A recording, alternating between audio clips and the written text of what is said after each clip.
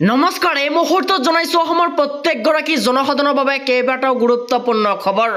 আজি হৈছে 17 জুন। আমাৰ প্ৰথমটো গুৰুত্বপূৰ্ণ খবৰ, অৰুণোদয় আঁচনিৰ নাম লয় নেকি আপোনাৰ? 30 জুনৰ পূৰ্বে কৰক আবেদন। এই মুহূৰ্তত জনাইছো ৰাজ্যবাসীৰ বাবে এক ডাঙৰ খবৰ, অৰুণোদয় আঁচনিত নাম নাই কি আপোনাৰ? 30 জুনৰ পূৰ্বে কৰক আপুনি আবেদন। মুখ্যমন্ত্ৰীয়ে দিছে এবাৰ সোণালী সুযোগ। অৰুণোদয় আঁচনিৰ পৰা বাদ পৰা মহিলাই 30 জুনৰ পূৰ্বে কৰক আবেদন। যিসকল মহিলাই অৰুণোদয়ৰ পৰা বঞ্চিত হৈছে সেইসকলৰ মহিলাৰ বাবে আহি গৈছে এটা ভাল খবৰ। অৰুণোদয় 2ত ধন লাভ কৰা মহিলাই 3ত বঞ্চিত হৈছে আৰু বহু যোগ্য হিতাধিকাৰীৰ নাম এতিয়াও তালিকাত নাই আৰু 30 জুনৰ আগতে তেওঁলোকে কৰিব পাৰিব আবেদন। আৰু উদ্যমিতা আঁচনি 10,000 টকাৰ বাবে পুনৰ আবেদনৰ অন্তিম তাৰিখ 30 জুন পৰ্যন্ত দিয়া হৈছিল। এই মুহূৰ্তত জনাইছো আমাৰ দ্বিতীয় নম্বৰ খবৰটোলৈ। আমাৰ দ্বিতীয় নম্বৰ খবৰটো আছে ডাঙৰ খবৰ, উচ্ছেদৰ মাজতে হাজাৰ হাজাৰ মুছলমান বিজেপিত যোগদান। উচ্ছেদৰ মাজতে হাজাৰ হাজাৰ মুছলমান এবাৰ বিজেপিত যোগদান।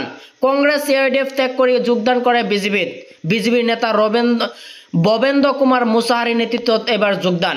5 শতাধিক মুছলমান পুৰুষ মহিলাই যোগদান কৰে এবাৰ বিজেপিত। পৰ্বতজোৰা মণ্ডল বিজেপি সহযোগত বিশাল যোগদান কাৰ্যসূচী।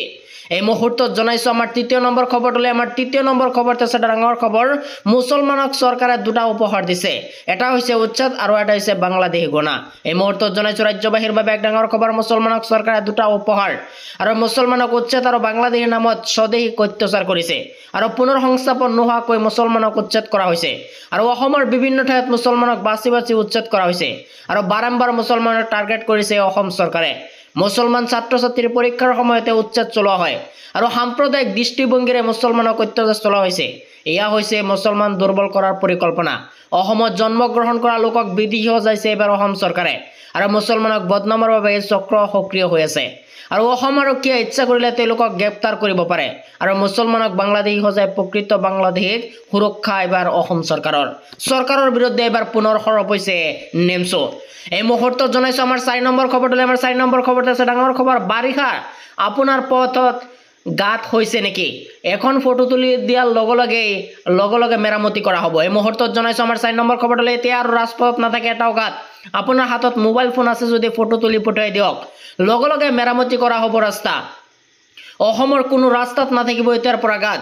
গুৱাহাটী, যোৰহাট, তেজপুৰ, ডিব্ৰুগড়, শিলচৰত হ'ব কুইক একশ্যন। 7 দিনৰ ভিতৰত মেৰামতি কৰা হ'ব ৰাস্তা। হাতত মোবাইল ফোনটো থাকিলেই হ'ল, দিব পাৰিব এতিয়াৰ পৰা অভিযোগ। আপোনাৰ গাঁৱত বা চহৰত ৰাস্তা ঘাট দেখিলে ফটো তুলি দিয়ক আৰু পঠাই দিয়ক চৰকাৰলৈ।